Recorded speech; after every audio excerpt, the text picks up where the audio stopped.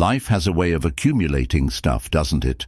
Whether it's memories, gifts, or just the ordinary odds and ends of daily living, clutter creeps in until one day you look around and feel paralyzed. The task seems insurmountable, but take heart, you're not alone, and there are ways to reclaim your space and peace of mind. Let's explore practical, emotionally uplifting strategies to help seniors tackle clutter when it feels overwhelming. These hacks, inspired by real advice from seniors like you, are designed to be manageable and encouraging. Number 1. The one-in, one-out rule. This rule is a powerful way to prevent new clutter from taking over your space. For every new item you bring into your home, commit to removing one existing item. For example, if you buy a new sweater, donate an older one you no longer wear. A retired librarian shared on a forum that this habit transformed her approach to shopping. It makes me think twice before buying something because I know I'll have to part with something else. This helped me maintain balance in my home. Implementing this rule over time keeps your belongings in check and ensures you're surrounded only by things that truly matter. 2. Repurpose and upcycle. Sometimes the hardest part of decluttering is feeling wasteful. Consider whether certain items can be repurposed or upcycled into something useful. For instance, old mason jars can be cleaned and used for organizing small items like screws or sewing supplies. One woman shared how she turned her collection of chipped teacups into adorable planters. "It gave my sentimental items a new life and purpose," she said. Look for creative ways to make the most of what you have. It's both eco-friendly and rewarding. 3. Declutter in seasons. Instead of tackling your entire home at once, focus on decluttering by seasons. For instance, as winter approaches, go through your wardrobe and donate clothes you haven't worn in years. In spring, focus on the garage or gardening tools. Breaking the task into seasonal cycles aligns decluttering with natural rhythms. One man shared, "Every fall, I clear out my kitchen pantry and donate non-expired food to a local shelter. It's become a tradition that makes me feel good and keeps the pantry neat." 5. Set up donation stations. Place a designated donation station in your home. A box or bag where you can easily drop items you no longer need. Once the box is full, take it to a local charity or thrift store. A retired school principal shared how this method helped her stay on top of clutter. Having a donation box in my laundry room means I'm always looking for something to add. It's a simple but effective habit. 6. Group similar items together. One effective way to cut down clutter is to gather similar items and store them together. This strategy is especially helpful for items like kitchen gadgets, office supplies, or holiday decorations. One woman shared her tip for grouping similar items. "I collected all my batteries from various drawers and put them in one labeled box. Now I know where to find them, and I've stopped accidentally buying extras." This method not only reduces clutter, but also saves money and time spent searching for misplaced items. 7. Create clutter-free zones. Designate certain areas in your home as clutter-free zones and commit to keeping them that way. These might include your dining table, favorite chair, or nightstand. One retiree shared, "Having just one clean surface, like my kitchen island, made me feel so much calmer. It became my sanctuary in a busy house." Starting with small zones can inspire you to expand the clutter-free mindset to other areas. 8. Use the 5-item rule. Each day, make it a daily habit to remove 5 items from your home. These could be things you throw away, donate, or relocate to their proper place. Over time, this small daily effort adds up to big changes. A senior shared her experience in a decluttering group. "Every morning I pick 5 things to deal with. It's quick and manageable, but over the weeks I've cleared out so much stuff without even realizing it. 9. Start small. The power of the 10-minute rule. One of the most reassuring pieces of advice comes from a common tip shared online. Just start with 10 minutes. Set a timer and focus on one small area, a single drawer, shelf, or even just one corner of a room. It's amazing how much you can accomplish in a short burst of focused effort. Marie shared how she began decluttering her late mother's house using this approach.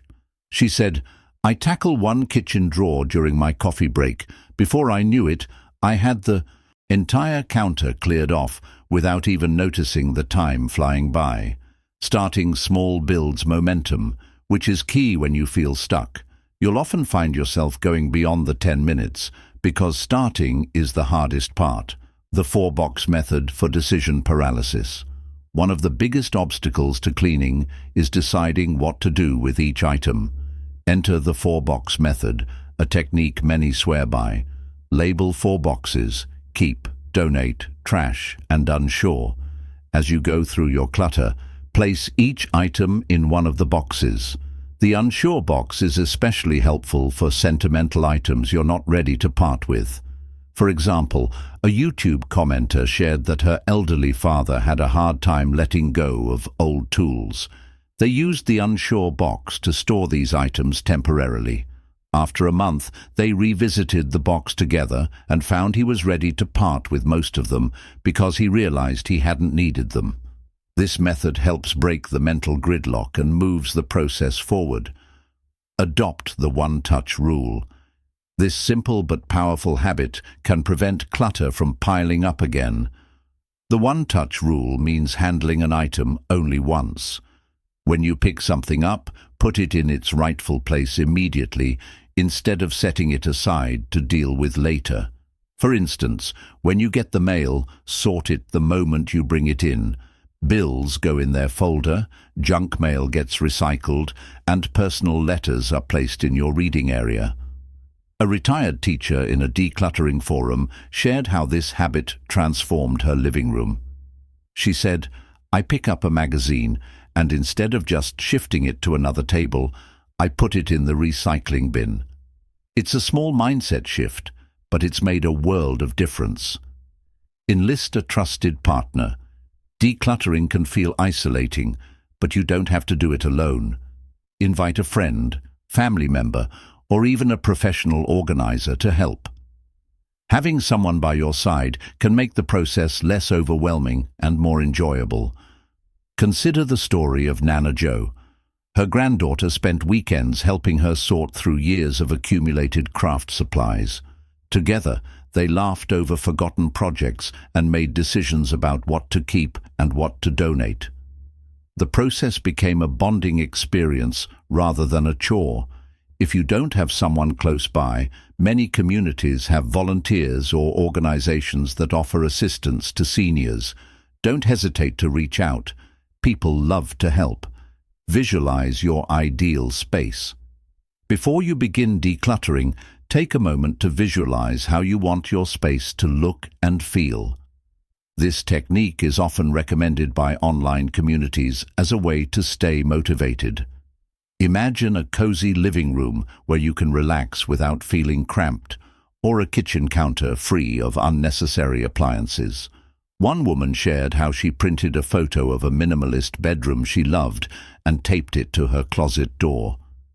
"Whenever I got stuck deciding whether to keep something, I'd look at that picture and ask myself, does this item fit into that vision?" By focusing on the end goal, you'll find it easier to let go of items that no longer serve you. Make it fun with music or podcasts. Decluttering doesn't have to be dreary. Put on your favorite music or listen to an engaging podcast while you work. Many people find that adding entertainment to the process makes it feel less like a chore and more like a pleasant activity. One retired nurse shared how she would listen to old radio shows while sorting through her attic. "I'd laugh along with the stories and forget I was even cleaning," she said. Choose something uplifting or nostalgic to keep your spirits high. Break it down by categories, not rooms. Organizing by category rather than location is a popular tip inspired by the KonMari method. Instead of tackling an entire room, focus on one type of item, such as clothing, books, or kitchenware. For instance, gather all your books from around the house in one place. Seeing them all together gives you a better sense of how much you have and makes it easier to decide what to keep. This approach works wonders for an elderly couple who shared their story. They tackled their extensive book collection by asking, "Which books do we truly love and want to read again?" The process felt more meaningful and less overwhelming. Set realistic goals and celebrate small wins. It's important to acknowledge every bit of progress, no matter how small. Start by setting achievable goals that fit your energy level and schedule. For example, instead of saying, "I'll clean the whole garage today," commit to organizing one shelf or one box. Breaking down the task into manageable chunks prevents burnout and keeps you motivated. Celebrate each milestone you reach. Maybe you didn't clear out the entire garage, but you sorted and donated a bag of old clothes. That's a win. Keep a journal or take photos to track your progress and use these as visual reminders of how far you've come. One senior in a forum shared how she rewarded herself with small treats after each decluttering session.